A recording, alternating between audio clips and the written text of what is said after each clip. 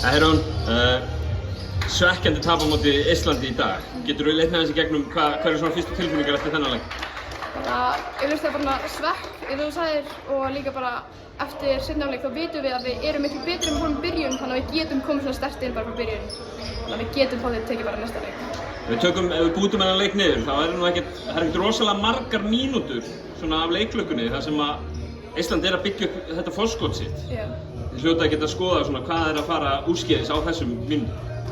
Hjá okkur? Nei, ég er að meina þú veist, hvað er að fara úrskeiðis hjá ykkur þegar þær eru að byggja upp þetta 20 stiga forskot sem að þið vinnur svo niður?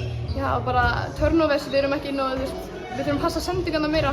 Og við vorum alltaf mikið, bara hræddar í boltanum, bara að senda honum eitthvað, bara losa okkur við eins og heitt kartafla. En já, við erum bara bætum því. Nú varst þú svona aðeins undir körfunni í þessum leik. Þú voru að berjast við það voru nokkuð stærri hérna, Hvernig tekur þetta á að spila á móti svona stórum og þyngri leikmönnum? Það tekur bara alveg ágætlega á sko. Ég reynir bara að geta út eins mikið og ég get og hoppa eins hátt og ég get. Stutt á milli í þessu, það eru bara 24 tímar í næsta leik, Danmörk á morgun. Eru væntanlega spenntar að fá bara næsta verkefni bara á morgun? Auðvitað. Hvað ætlaði að gera svona til þess að undirbúa okkur fyrir Danmörkuleikin? Við ætlum að hvíla okkur og eins og alltaf sagt bara borða og sofa nóg og drekka nóg og bara reyna að peppa okkur aðeins meira í næsta leik, bara mæta aðeins tilbúinari.